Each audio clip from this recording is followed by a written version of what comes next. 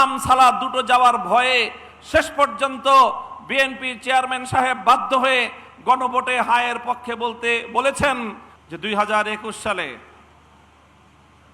ভারতীয় আধিপত্যবাদের বিরুদ্ধে কথা বলতে গিয়ে ১৫০০-এর বেশি আলেম ওলামাদেরকে বিগত ফ্যাসিবাদী সরকার গ্রেফতার করেছিল।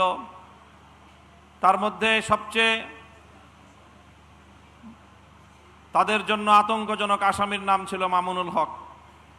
৩ বছর পর্যন্ত আমাকে কারাগারে বন্দী করে রাখা হয়েছিল। 2024 সালের ৩রা মে মুক্তি পেয়েছিলাম, তবে সেটা ছিল শুধু বাহ্যিক মুক্তি। মুক্তি দেওয়ার আগে তারা আমার নাকে রশি বেঁধে আমাকে নিয়ে তামাশা করেছে, ছেড়ে দিয়েছে, কিন্তু নাকের মধ্যে রশি বাঁধা ছিল। শুধু একটা দিন একটা মামলায় হাজিরা দিতে যেতে পারিনি। আবেদন করেছিলাম যেন জামিন বহাল রাখা হয়, সঙ্গে সঙ্গে জামিন ক্যান্সেল করে দিয়ে গ্রেফতারি পরোয়ানা জারি করা হয়েছিল।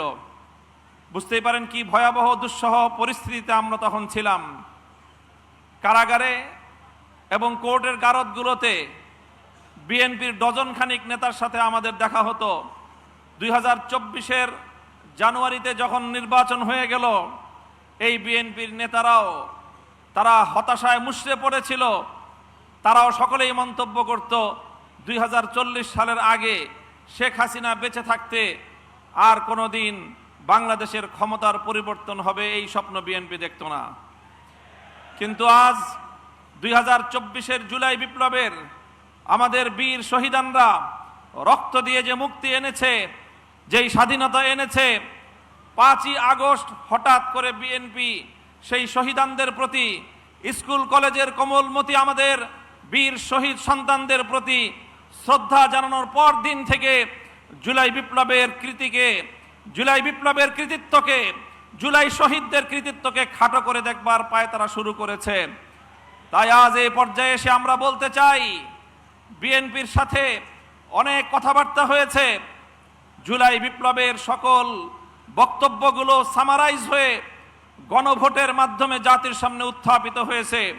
70% ভোটার গণভোটের পক্ষে রায় দিয়েছে। বিএনপি সেই রায় নিয়ে টালবাহানা করছে। আমি বলেছি, বিএনপি এখন যেই রাজনীতি করছে সেটা তাদের দুটি মৌলিক নীতির উপর প্রতিষ্ঠিত। একটি হলো সুবিধাবাদের রাজনীতি, আর একটি হলো দ্বিচারিতার রাজনীতি। নির্বাচনের আগ থেকে তারা শুরু করেছে তলে তলে গণভোটে নায়ের পক্ষে ক্যাম্পেইন করেছে। 300 আসনে 300 এমপি প্রার্থী এবং গোটা বিএনপির তাদের সকল অঙ্গ সংগঠন সহ গোটা জনশক্তি তলে তলে নায়ের পক্ষে ক্যাম্পেইন করে যখন দেখেছে যে হায়ের পক্ষে গণজোয়ার, আম সালাদ দুটো যাওয়ার ভয়ে শেষ পর্যন্ত বিএনপির চেয়ারম্যান সাহেব বাধ্য হয়ে গণভোটে হায়ের পক্ষে বলেছেন, হায়ের পক্ষে ক্যাম্পেইন করেছেন।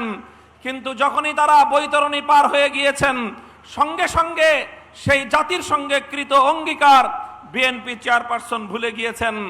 আমরা বলতে চাই, এই মুনাফিকি করে, দ্বিচারিতা করে একবার গাং পার হতে পেরেছেন, ভবিষ্যতে আপনারা জাতির কাঠগড়ায় আসামি হিসেবে চিহ্নিত হয়ে যাবেন। সুবিধাবাদের রাজনীতি বাদ দেন, গণভোটের রায় কার্যকর করুন। সংবিধান সংশোধনের ওই সকল বুঝ বাংলার মানুষ আর বুঝতে চায় না। 17টি সংবিধানের সংশোধন বাংলাদেশে হয়েছে, কিন্তু এই সংশোধনীগুলো টেকসই হয় না।